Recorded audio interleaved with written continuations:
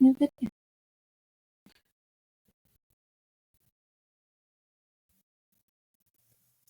That's what I was going for, the eye. When you can't remember what you were doing.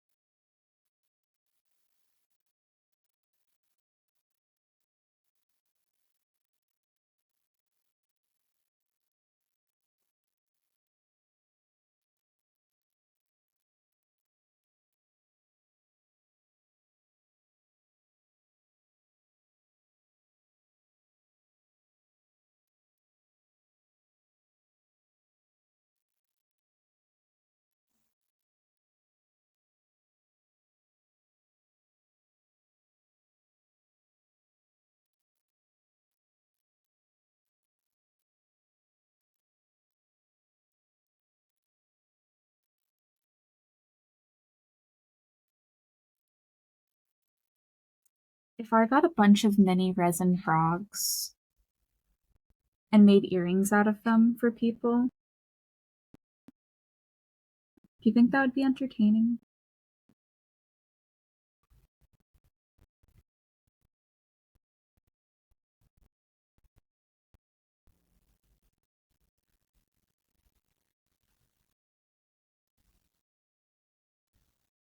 Because I think it would. I recently got a new shelf for next to my desk, and it is so incredibly useful. All of my art supplies are stacked up properly now, so now I can reach all my pens and use them accordingly, including with my diamond art stuff. It also fits on the shelf perfectly. I feel so much more organized. I'm so happy with it. Though the shelf came broken, so I reinforced the broken piece with tape. Whatever works, you know? It's not like anything heavy is gonna go on it.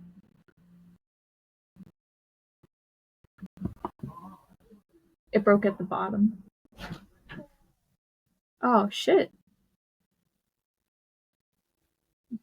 My uncle definitely just fell. I feel kind of bad. But for him. But I can't help him, so.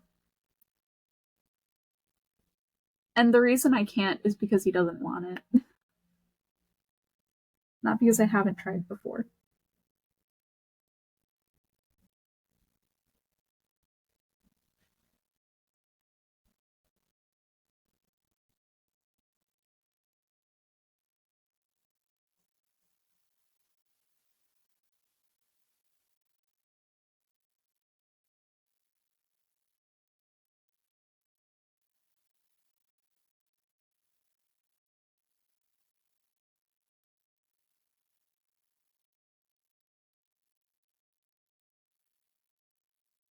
So I found some really cool anime diamond arts. And since I plan on watching some of these animes, I feel like it's valid for me to get them.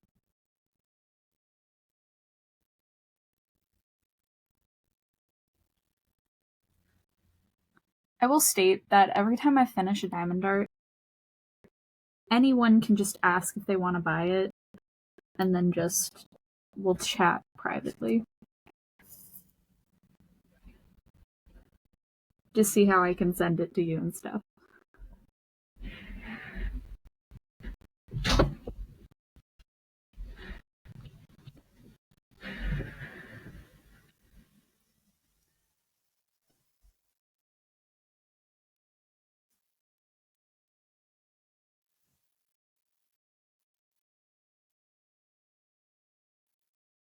The reason I do that fully willingly is because I have the time and a Cash App. And if a person's willing to Cash App me the same price I spent on the diamond art to me, so that I can just, and also pay for shipping. I'm not paying for shipping. One, they don't have to go through the effort of doing diamond art if they do not have the patience for diamond art, but still have the look of the diamond art be as pretty as they want it to be. Not everyone has the patience to do this. I don't expect anyone to have the patience that I have for it. I find this extremely entertaining, though. I mean, as entertaining as spending money is for me. I like to spend money.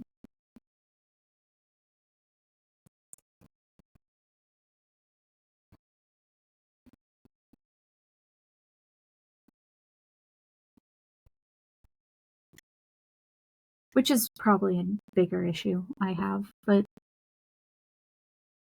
only I have to worry about that, okay? I know what's in my bank, and I know what I'm capable of spending.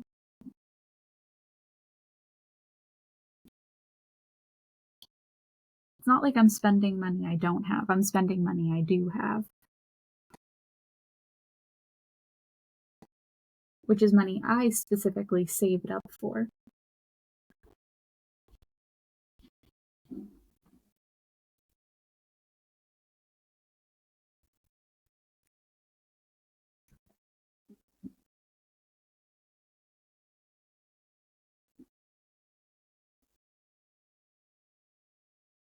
I mean,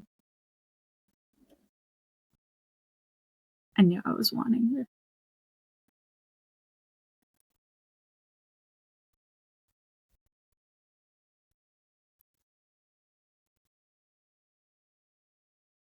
Also, I have a new blue wig, and I think it would work really cool for my Sally face cosplay, better than my old wig. Because I just think the pigtails would look better. It might not. It might. I'm gonna try the wig on, see if it works with the mask and outfit and stuff. And if it does, I'll film a video about it eventually. Because, yet again, I still love the Sally Face games and think they were very well written.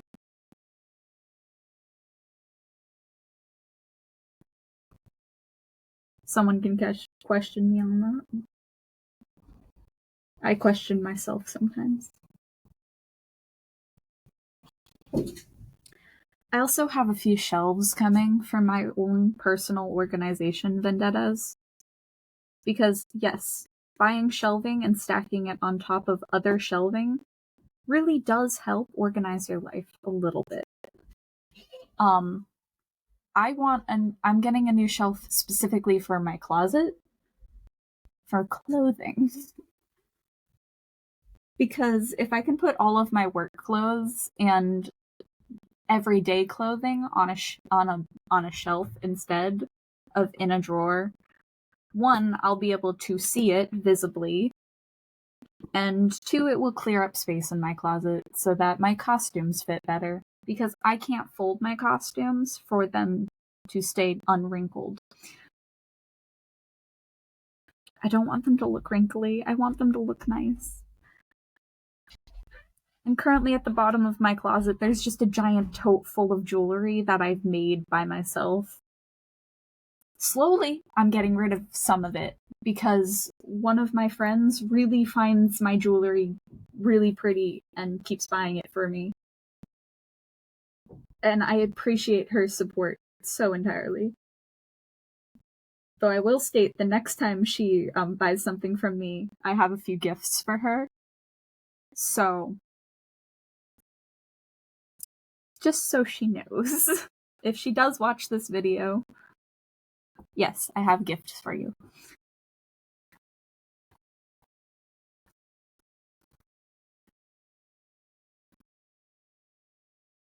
Things I'm just gonna give to her in general. She doesn't have to pay for it. I just like giving gifts to my friends. I would like to give them to her in person, but She lives in a different state. And, well, she buys things from me because she's a good enough person to support my personal business.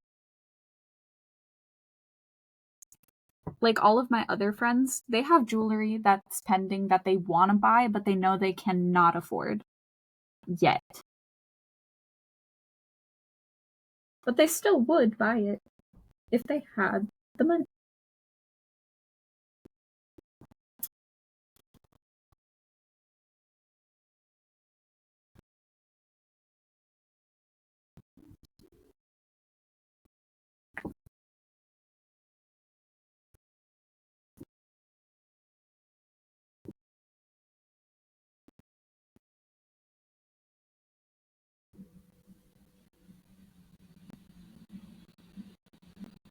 Dude, I found more paper star stuff. Nice.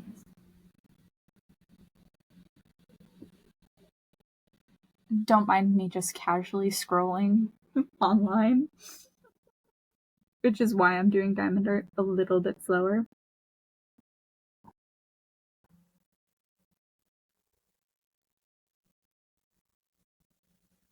Multitasking at its finest in the worst possible way.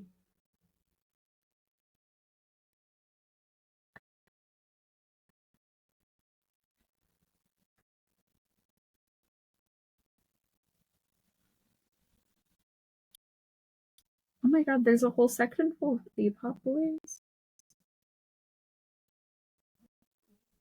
Also, I got really cute new boots. I'm so excited to show them off, but I also know that I don't have a real reason to. I didn't have a reason to buy them in the first place. I just wanted them because I wanted these boots since I first saw them in a store, which was a stripper store. One of my friends was looking for a new pair of shoes that were tall because she was going into a career where she needed to be taller. Oh my god, there's like just randomized cat toys online. I wouldn't chance online cat toys, but cool to know that some people can. The reason is because some cat toys have catnip, and you don't want to chance catnip, you know?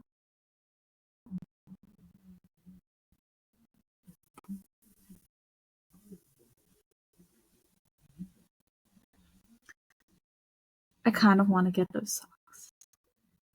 They're gooses. I could give them to the silly goose.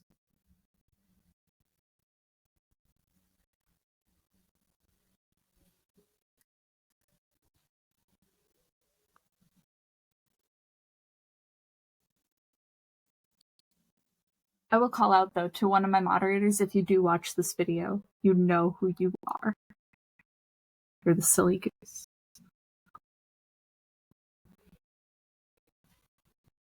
So if you comment, then I'll know you saw this video.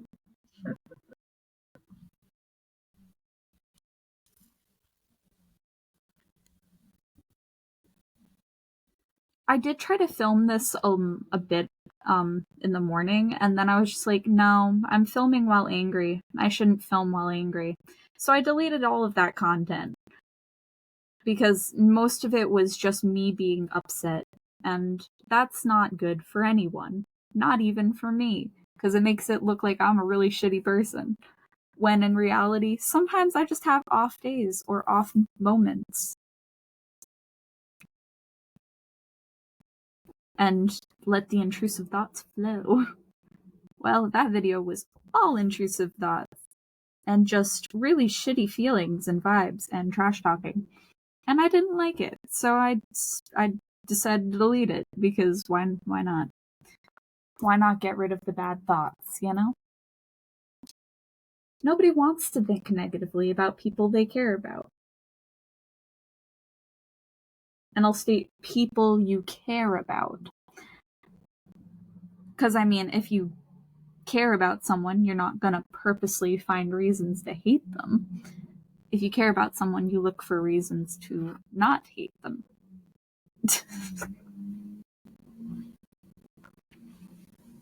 Said every person who was deeply in love ever.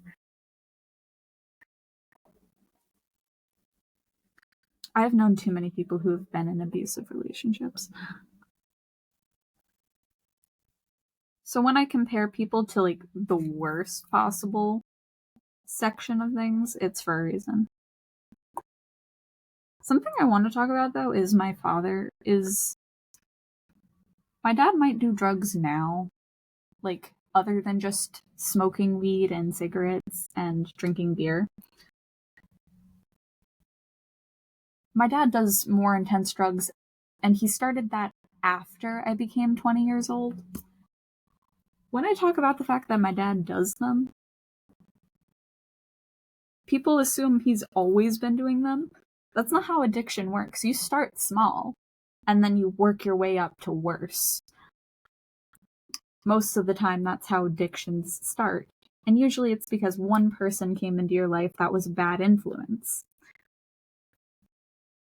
And if you're autistic, you fall pressured to bad influences way easier than if you're just a neurotypical or someone who is less naive.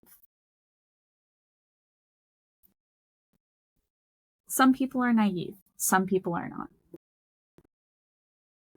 I'm very naive, but I still learned morals very early on because of my parents.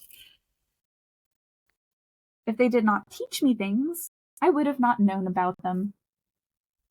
But also the internet told me a lot about what drugs can do to a person. And I got to see the before and after pictures of how ugly they get after they do drugs. And I'm just like, I'm never going to drink alcohol, smoke, or any of that because they look hideous.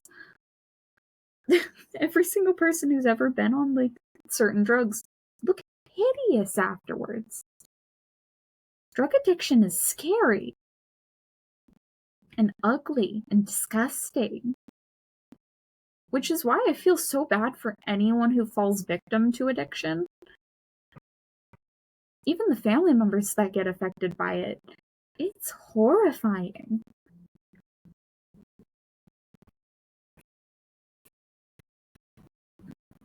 It's basically looking at someone who looks dead.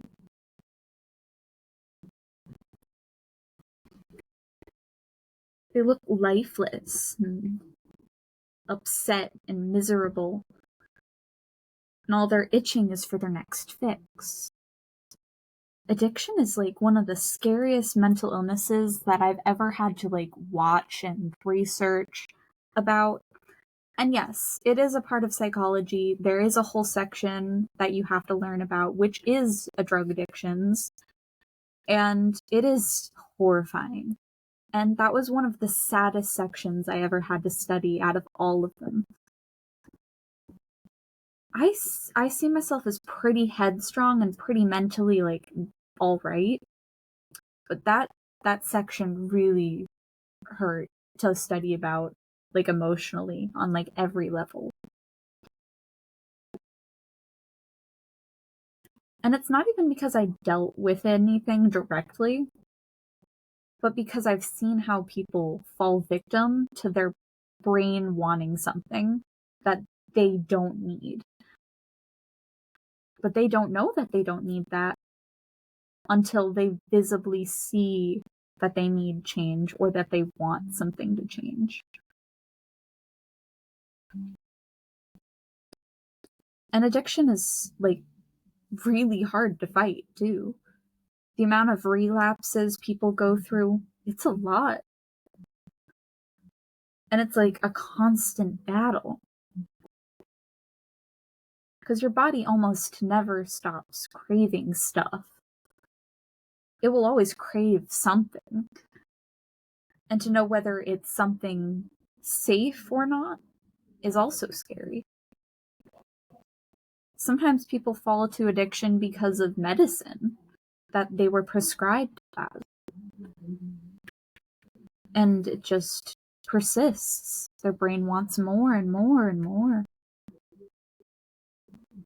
And they didn't even know that it was going to harm them in the long run.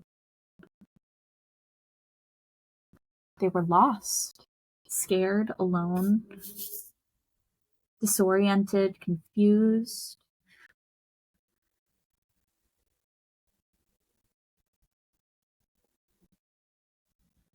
When I say that addiction is a choice, I don't mean it's a personal choice. Nobody wants to become addicted to anything. It's the brain making a choice against the user's consent. Sometimes your brain makes you do things without you really wanting to do them. It's the same as crying or a mental breakdown. You don't control those happening, they just happen. It's a natural response to wants and needs not being met properly.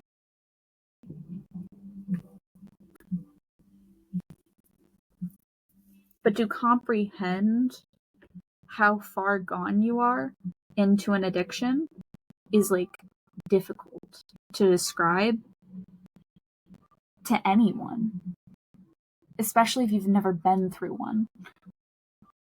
Which is why I found it so terrifying, is because I could not physically comprehend how it can happen until it was brought down to a chemical level.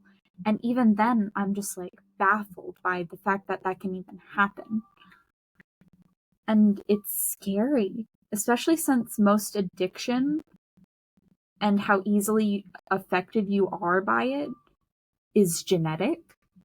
You do not know how at risk you are unless you actively check or have evidence behind it.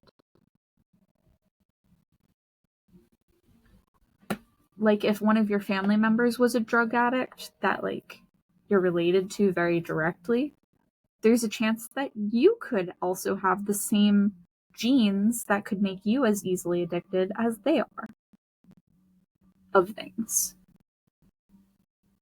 Which is why it's so scary to me. You don't know until it's too late. And when it's too late, you have to look for help.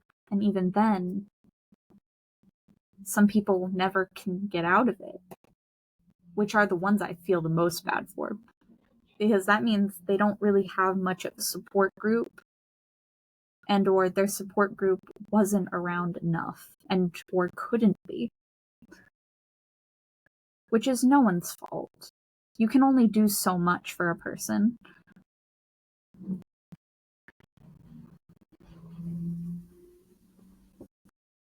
You can only be there so much for a person, and you can only give so much of your time to other people.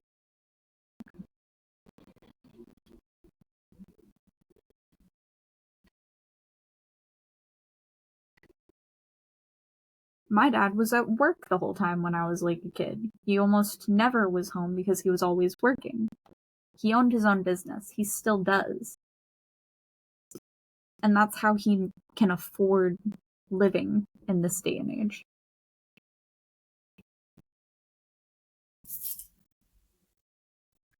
I mean, each job he can make a lot of money from.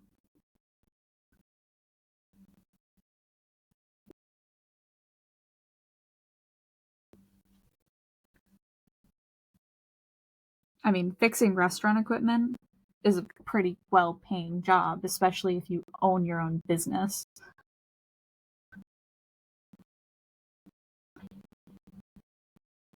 Restaurants will always need their equipment fixed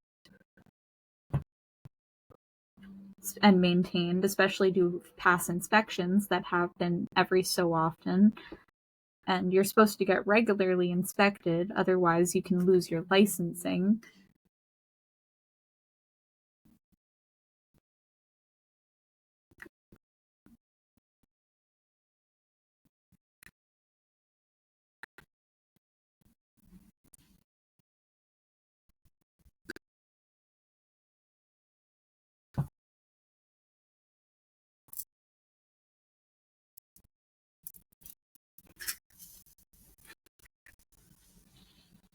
So my dad, in his respective career, worked a lot. Most of it's driving around, and picking up parts and stuff. It's a lot of driving.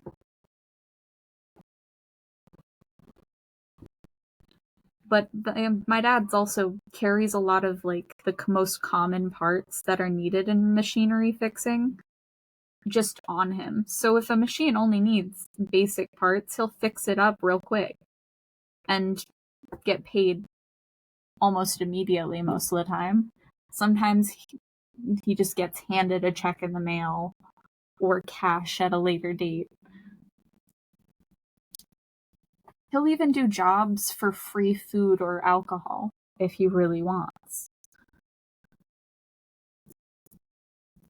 My dad doesn't really care how he gets paid as long as he gets paid in a way.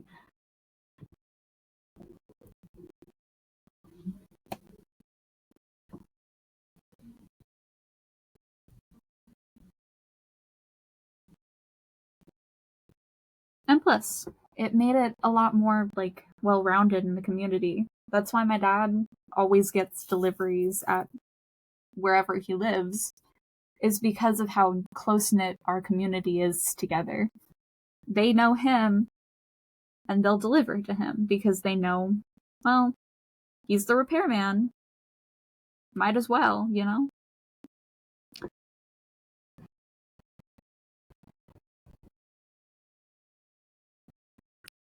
Also, if there isn't like a required tip already built into a system, I'll always tip slightly more in cash. Mainly because that's how I used to get paid. I'd make $3 guaranteed every single delivery, and then I'd make tips on top of that. For any pickup orders, I would not make any tips from it. The kitchen would make tips from it. But occasionally the kitchen would tip me, and I would even get tipped by bartenders also, because I would clean for them. I'd make sure they have clean dishes. I'd refill their ice. I'd do a bunch of things for them because, well, tip money. I'd help them out, they'd help me out, and we'd share. Because it's a community thing. It's a team thing.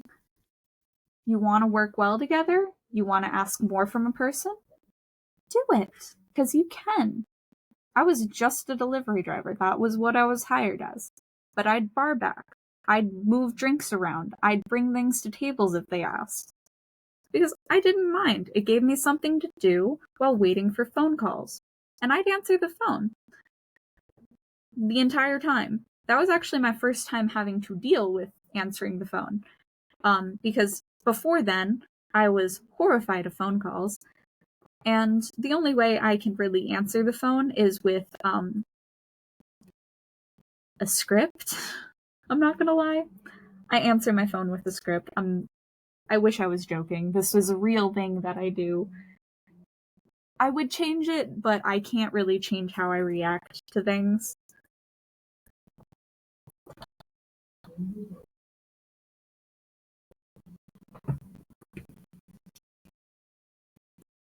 I still am horrified by phone calls. If a person calls me, usually I'm just like, hello? I don't introduce myself, I don't say anything, because I don't know who's calling me, and I don't know who they are.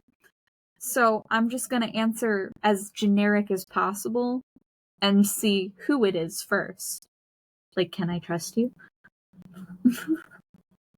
I answer like a crazy person. But also, I've gotten phone calls from like the prison before where people were just trying to call their family members, but instead accidentally dialed my number. Which is wild, because, yeah.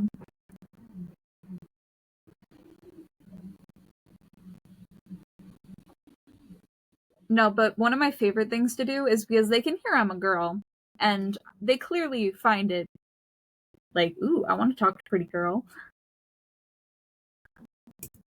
And no, thank you. So what my answer is Yeah, you know I'm trans, right? Makes them hang up so fast.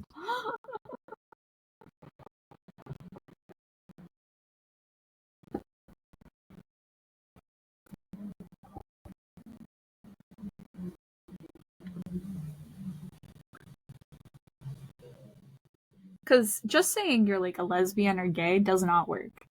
Saying you're trans, though, they think you got a dick all of a sudden.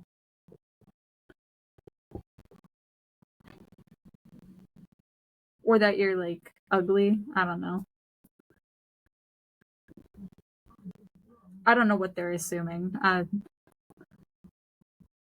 There's this one trans woman though that we get through drive through very often. She's so pretty.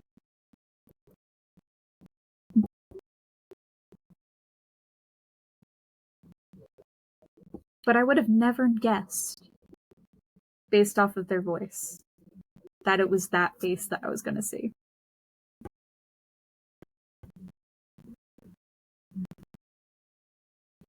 Because their face is gorgeous, but their voice is just a little disheartening, honestly. I feel kind of bad for their voice.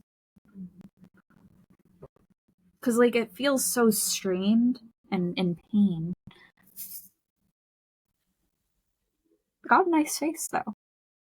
That's a person you'd keep face up.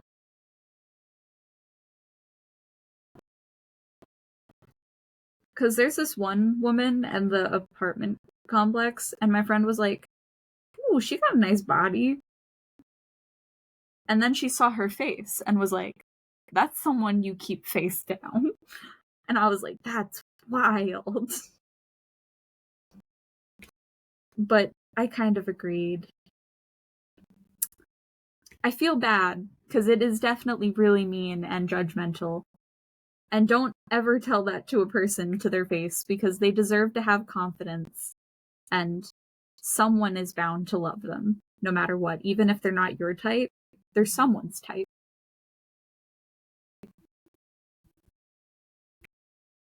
And I was like, she's not even like ugly or anything.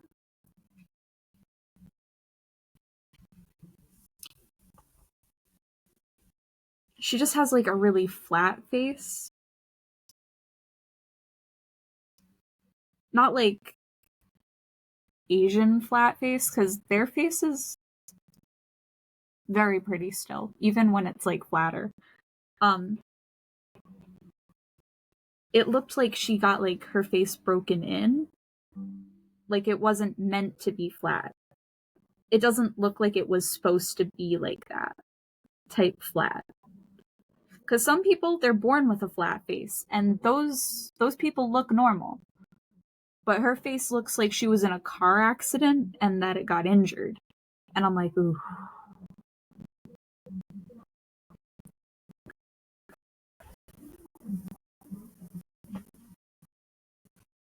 But you know what? She's in a happy relationship, and I'm glad they're happy together. But like, looking at her face makes my face hurt because I just can imagine the breathing condition that can come with that. It's like a pug, because you know pugs have breathing problems.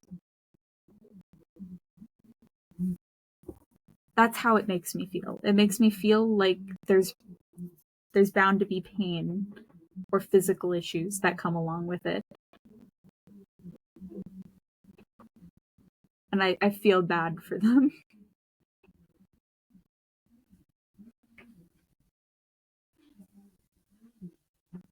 Just feels like if she didn't get injured type thing.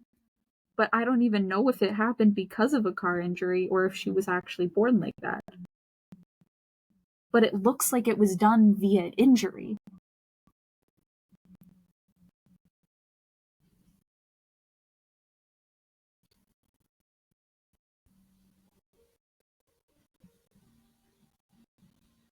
So I don't know. I feel bad for that woman though.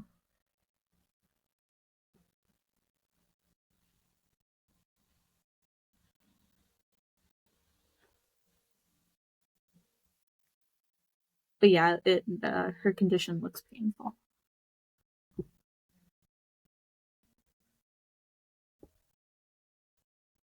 So my friend that I keep bringing on live streams and stuff, she has she has a breathing condition. She can't sleep well because she doesn't breathe when she's asleep sometimes, and she needs like I think it's called a CPAP machine or something around those lines, because she struggles to breathe at night. Like her body doesn't register that it needs to breathe, and then it wakes her up because she hasn't been breathing.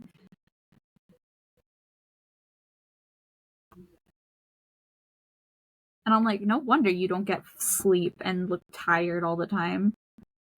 You're basically suffocating every night, multiple times. And that I feel bad for her for that.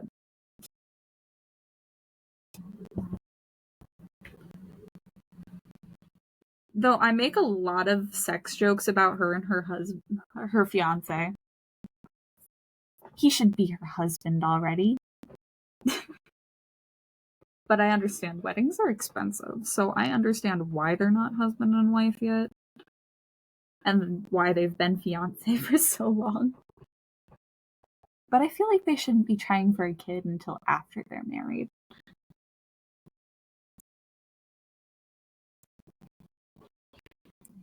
Mainly because kids are more expensive than weddings. Like, you can't even afford a wedding, and you're gonna try for a kid? Them shits are expensive. Like, even if you do it all the cheapest possible ways, like cloth diapers and breastfeeding and all of like the natural ways of taking care of a baby, they're still expensive.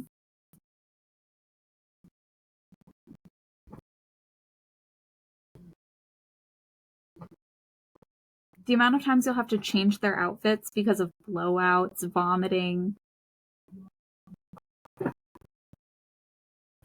and all the other stuff and bodily fluids that children create. Them shits are expensive. Can't afford a wedding, don't afford a baby. But they're still trying anyway. Though I know why they're doing it is because there's a chance that she might not be able to have kids in the future, and she doesn't want to risk it. And I get that.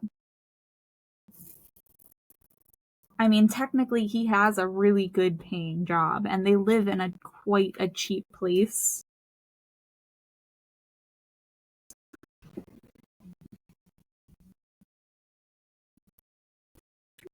But she's also still paying off a car. I don't know. With all the things she complains about financially, I feel like having a kid's a bad move.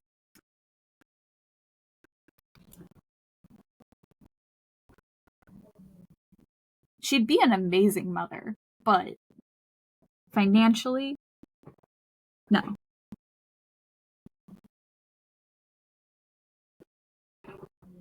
I feel like if someone sat down for like an hour explaining every single expense they'd have to go through just to afford one kid, they probably wouldn't. Though she's planning on getting a better paid job, so that's also probably why she's planning on children soon rather than later. And honestly, valid. I hope she gets a better paying job. She deserves the better pay.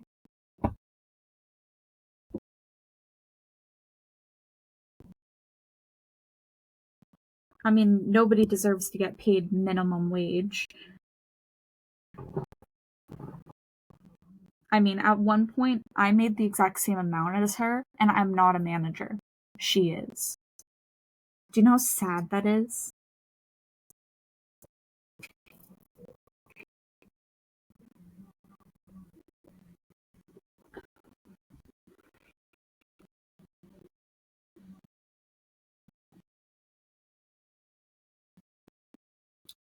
But I also have coworkers that are forced to do manager tasks, despite not being a manager.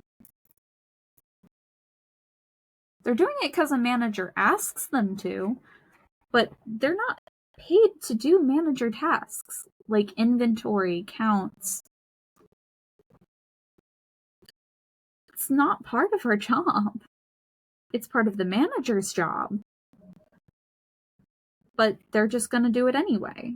And I mean, a manager's going to do whatever if they can get free labor.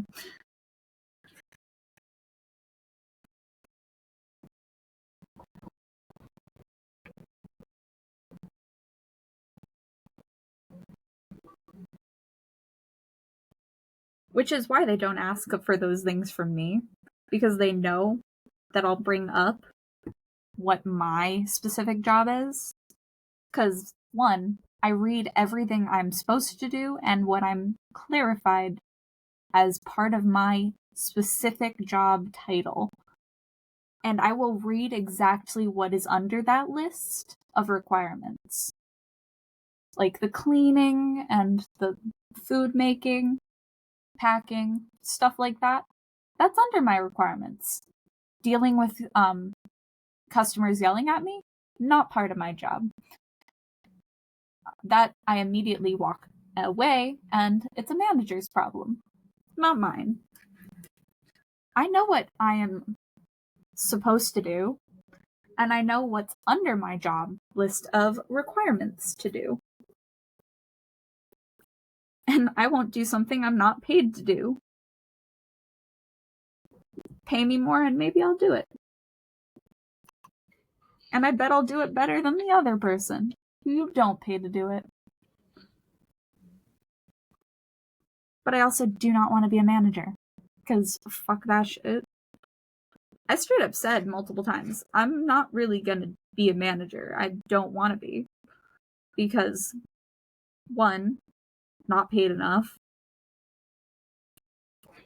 Even if I did get a raise, the manager's pay for it, it's still technically not enough for the amount of bullshit they have to go through every day. I mean, imagine listening to people complain 50 times a day and assuming it's your fault or that you're spiting them on purpose when it was just a simple mistake and you're fully willing to replace the item and or even give them a full replacement meal if need be. Mistakes happen. So it's baffling that anyone would think it's okay to yell at someone for a small mistake. Like, I get it, you're upset, you're hungry, and you want the items that you ordered. But mistakes happen. Sometimes we hand out the wrong bag because we're handed the wrong bag. Sometimes the wrong person is on the pack line, and they hand the wrong things to people. It happens. Do not assume it's out of spite.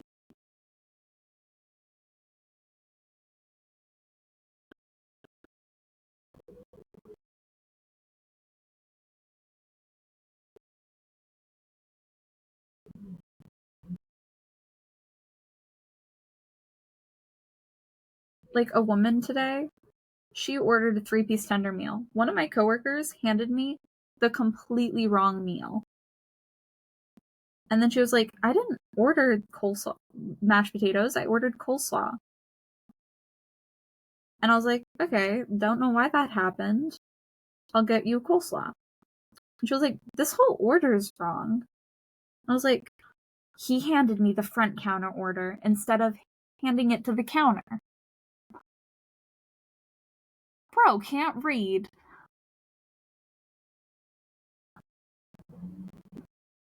She actually looked relieved that I was upset that the wrong order was given to her. Oh, it's like, I was like, it's not your fault.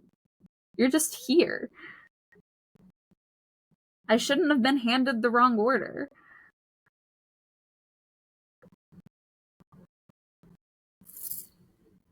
I mean, I did throw out all of that food that was handed to the wrong person.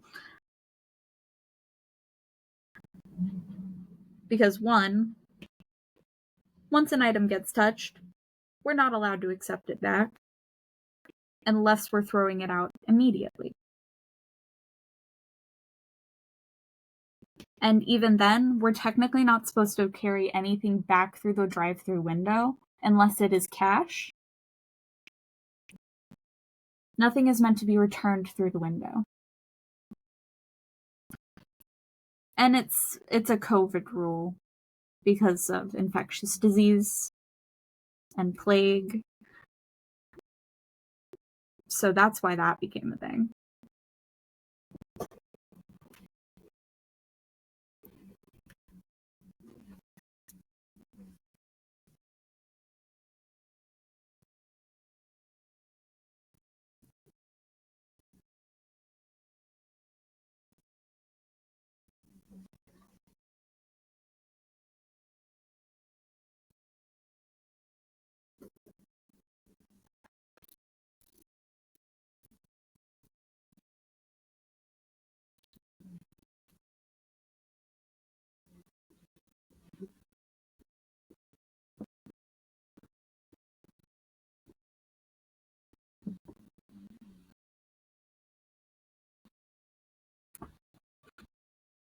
Okay, I'm gonna end this video now because I have to go to the bathroom, but also I want to do something on my phone. So, peace, love, have a good day, my fab fans, and I'll see you in the next video. Goodbye!